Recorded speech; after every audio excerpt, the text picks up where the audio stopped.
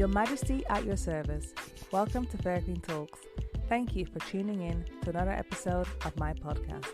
First comes love. If you've gone to any shop recently, you can see all types of things for sale for Valentine's Day. It's so commercialized, but I absolutely love seeing the creative creations each year. 7 Valentine days ago, I went from single and ready to mingle to bay life and being committed in an exclusive relationship with my now husband. So each Valentine's Day brings me back to all the things that led me to take a leap of faith, declare my love, and desire to make things official. Last week, I told you that I wanted to share my thoughts on a nursery rhyme about love. So in today's episode, I'll be addressing the famous line, "First comes love."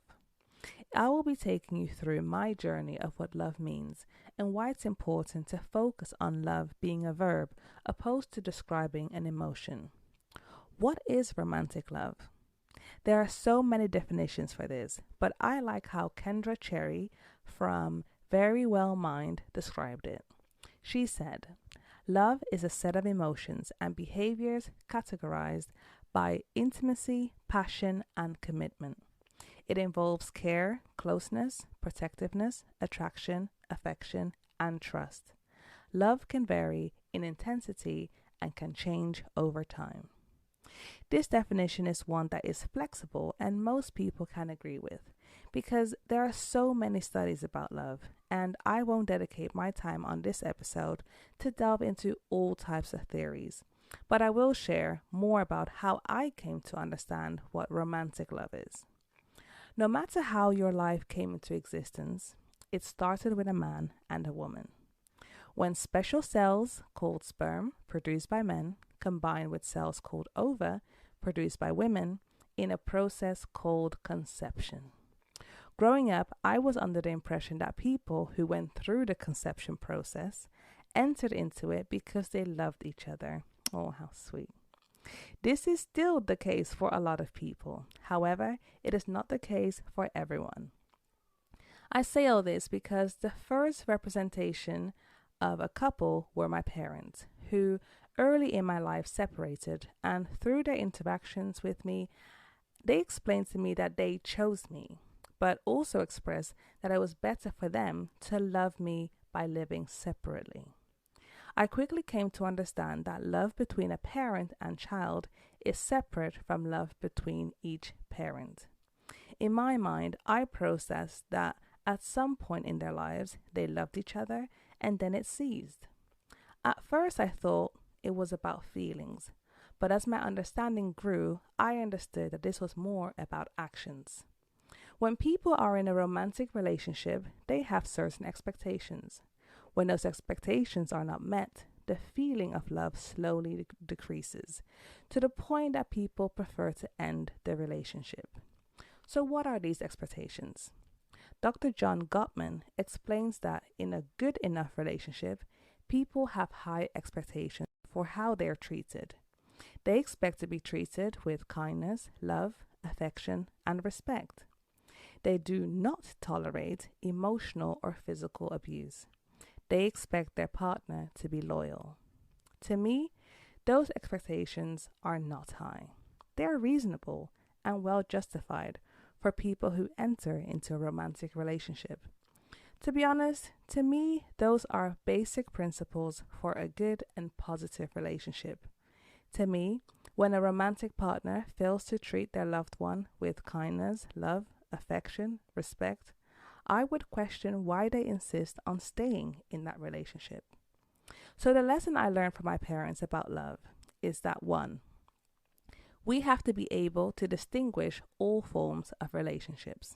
2, we need to set expectations in our relationships and set clear boundaries. And 3, our actions are more telling than our words. Moving forward a few years, when I became a teenager and started to have crushes on boys and started dating people, I thought I knew everything about love.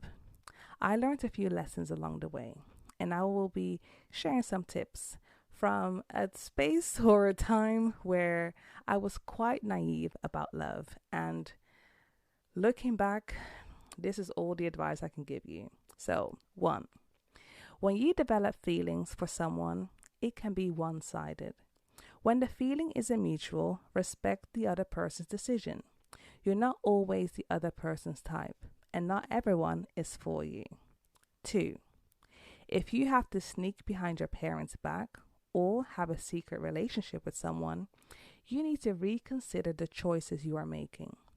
What's done in the dark will come to light. If your choices in love are good and bring real value in your life, it doesn't need to be hidden away. If you're having to hide your relationship, ask yourself the question, am I ashamed of the person I love? What will happen if I make it public? 9 times out of 10, secret relationships end in disaster. Save yourself the trouble, and if the love is real, wait for the time where you can be in public and share it with your family and friends. 3. Just because someone likes you or proclaims to love you, you don't need to accept it. Don't fall in the trap of seeking validation of being worthy of love because someone else is interested in you. Don't settle or accept a request of love from someone because they want you. Make sure that you accept requests from individuals you would have picked yourself. 4. Mr. or Mrs. Right Now is not going to contribute to your future in a meaningful way. Don't waste your time on someone who feels good for now, but you have no intention of building a future with. You will only hurt the other person, waste their time, feelings, and destroy their perception of love.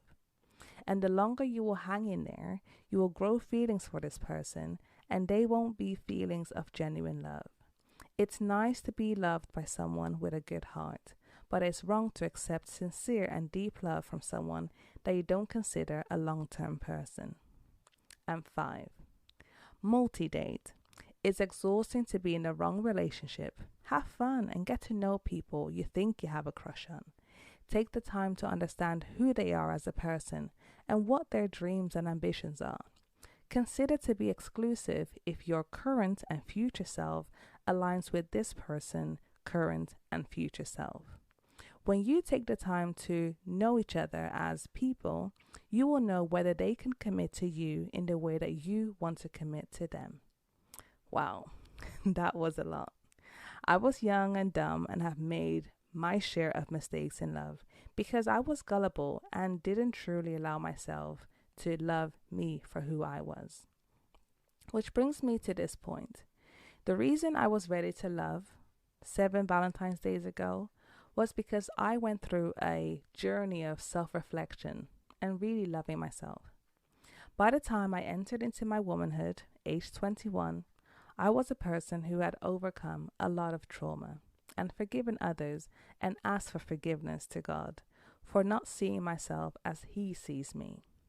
Without sounding preachy, I truly believe that everyone, regardless of how you enter this world, was created with a purpose. When we let go of the circumstances we have had to live with and embrace our purpose in life, we can look to the future without pain. I know that I am loved by my Creator, and I deserve to be loved by someone who recognizes this. When I was 21, I was open and ready for God to guide me in all areas of my life, including love. It wasn't soon after my birthday where my eyes could look into my husband's eyes at the time where he was a stranger and identify his good spirit. Because of our geographical distance, I was able to focus on building a friendship based on communication and have all those conversations needed before truly considering going on dates with someone. We were able to overcome challenges before committing to solidifying our love and enter a relationship. This may sound all too much, but I made a decision to no longer love from a wrong place.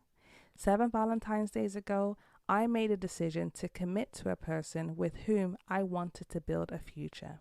Yes, this may sound intense, but I was no longer willing to make continuous mistakes and was willing to learn from the lessons from my parents, my naivety before, and ultimately follow the promptings I had. I didn't know what the future held, but I knew that I would display my love to my then boyfriend through my behavior. When you love someone who you think you truly love, you value them. So when you ask yourself what love is, think about what or who you value in your life. And in the case of romantic love, do you or your romantic partner's behavior demonstrate value to one another? If you loved today's episode, you will love next week's episode where we'll delve into loving whilst married. In the meantime, I wish you a Valentine's Day full of love and maybe your favorite snacks.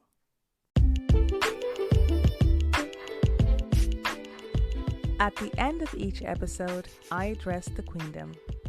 Whether your parents are together or not, pay attention to the subconscious lessons they have taught you about love. Love is a verb. Happy Valentine's Day! Thank you so much for listening to Fair King Talks. See you next time.